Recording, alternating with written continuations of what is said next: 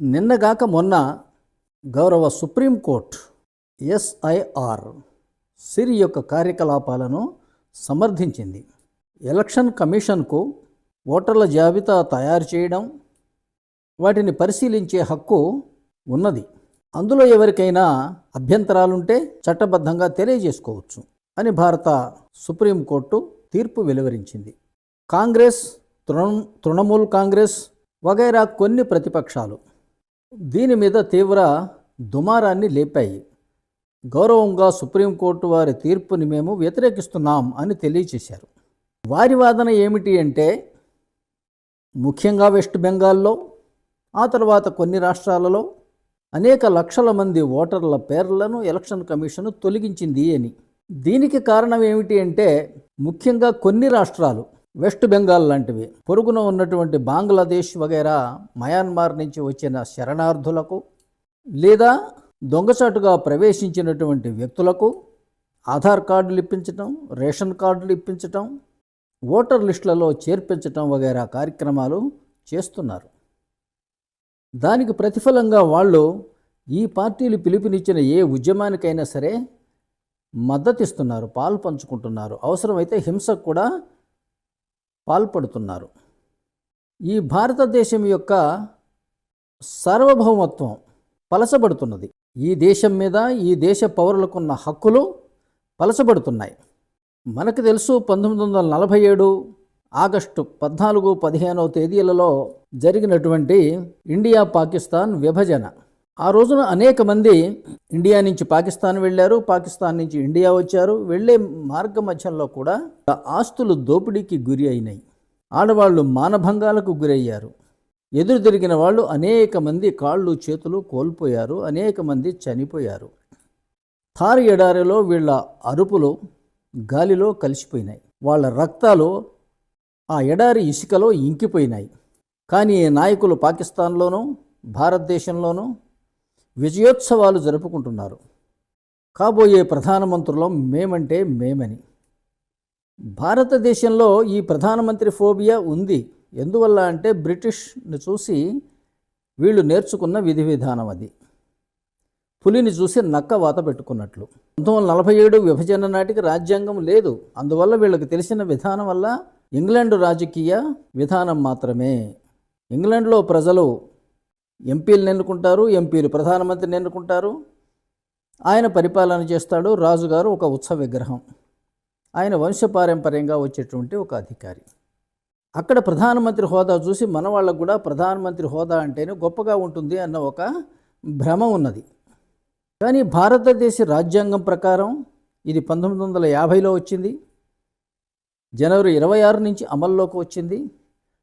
అది చూస్తే అందులో భారతదేశము ఒక సోవరిన్ డెమోక్రటిక్ రిపబ్లిక్ అనగా రాష్ట్రపతి పరిపాలించే దేశం. ఇక్కడ రాష్ట్రపతి ఎన్నుకోబడతాడు తప్పితే భారతదేశంలో ఎన్నుకోబడ్డ ప్రధానమంత్రి లేడు, ఎన్నుకోబడ్డ ముఖ్యమంత్రి ఉండడు. అసెంబ్లీలో మెజారిటీ ద్వారా ముఖ్యమంత్రి అవ్వటం, పార్లమెంట్లో మెజారిటీ ద్వారా ప్రధానమంత్రి అవ్వటం పాకిస్తాన్ రాజ్యాంగం ఆర్టికల్ 91 మరియు 130లో ఉన్నాయి తప్పితే భారత రాజ్యాంగంలో లేవు. కానీ దురదృష్టవశాత్తు 1950 నుంచే టెంపరీ మంత్రివర్గం ఉంది. 1947 నుంచి 52 వరకు, 52లో మొట్టమొదటి సార్వత్రిక ఎన్నికలు జరిగినాయి. కానీ 1950లో రాష్ట్రపతిగా వీరు ఎవరైనా పోటీ చేసి పరిపాలిస్తే జవహర్లాల్ నెహ్రూ కానివ్వండి, సర్దార్ వల్లభాయ్ పటేల్ కానివ్వండి, బాబాసాహెబ్ అంబేద్కర్ కానివ్వండి, మరొకరు ఎవరైనా. కానీ వీరందరూ ఆ రోజు ఈ తాత్కాలిక మంత్రివర్గంలో ఉన్నారు. రాష్ట్రపతిగా పోటీ చేయాలంటే ముందు మంత్రి పదవికి రాజీనామా చేయాలి. తీరా అక్కడ రాష్ట్రపతి ఎన్నికలో ఓడిపోతే అది ఉండదు, ఇది ఉండదు, రెండూ పోతాయి. అందుకోసం ఈ మహామహులంతా ప్లాన్ చేసి బాబు రాజేంద్ర ప్రసాద్ గారిని రాష్ట్రపతి అభ్యర్థిగా నిలబెట్టి వీరందరూ మద్దతు తెలియజేసి 70% ఓట్లతో ఆయనను గెలిపించారు. ఆ కృతజ్ఞతతో ఆ మహానుభావుడు రాష్ట్రపతి భవన్లో కూర్చొని ప్రధానమంత్రి ఏది పంపితే అది సంతకం పెట్టి స్టాంపు వేసి రాష్ట్రపతి అంటే రబ్బర్ స్టాంప్ అన్న బిరుదు సాధించుకున్నాడు. ఆ వినయ విధేయతల వల్ల ఆయన మరొక 2 టర్ములు రాష్ట్రపతిగా ఎన్నికయ్యాడు. ఈ విధంగా భారతదేశానికి గొప్ప అన్యాయం జరిగింది. రాజ్యాంగబద్ధమైన పాలన కాకుండా రాజ్యాంగ విరుద్ధమైన పాలన 1950 నుండే ప్రారంభమైంది.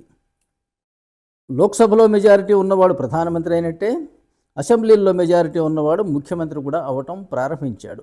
అవ్వటం మాత్రమే కాదు, రాష్ట్రపతి గారు రెడీగా ఉన్నారు వీరు ఏదైనా చెబితే అది వినటానికి.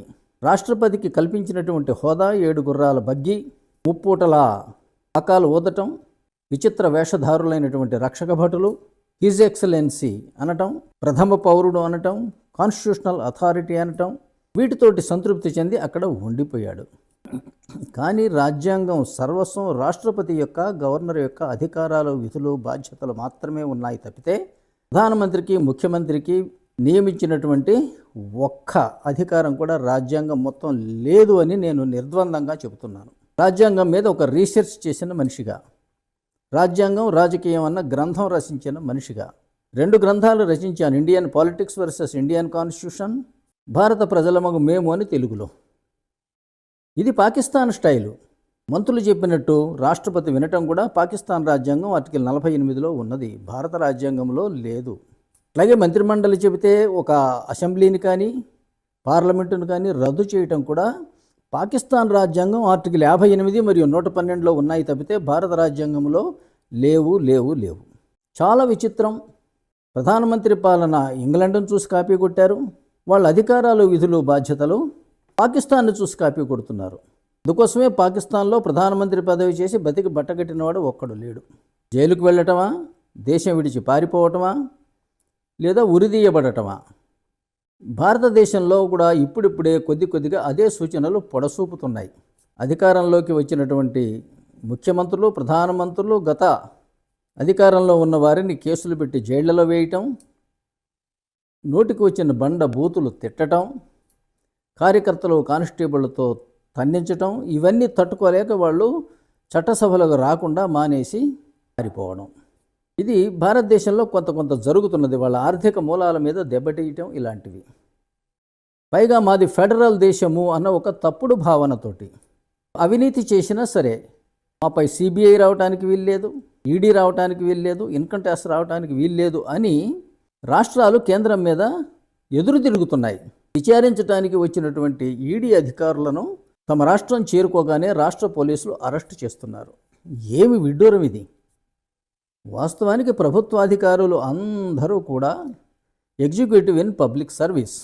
వాళ్ళు రాష్ట్రపతి మరియు గవర్నర్ల కింద పనిచేస్తారు తప్పితే ముఖ్యమంత్రుల కింద కాదు. ప్రధానమంత్రి, ముఖ్యమంత్రి, రాష్ట్రపతి మరియు గవర్నర్ చేత నియమితులు. వాళ్ళ పదవీ కాలం ఎంత అంటే రాష్ట్రపతి, గవర్నర్లు సంతోషించినంత వరకు మాత్రమే అని ఆర్టికల్ 75 మరియు 164లో ఉంటుంది. వీళ్ళ విధి ఏమిటి అంటే రాష్ట్రపతికి, గవర్నర్లకు సలహాలు ఇచ్చి సహాయపడటం మాత్రమే అని ఆర్టికల్ 74 మరియు 163లో ఉంటుంది. కాకపోతే 1976లో 42వ రాజ్యాంగ సవరణ ద్వారా ఆర్టికల్ 74 సవరణ చేసి మంత్రిమండలి చెప్పినట్టు రాష్ట్రపతి విని తీరాలి అని చేర్చారు.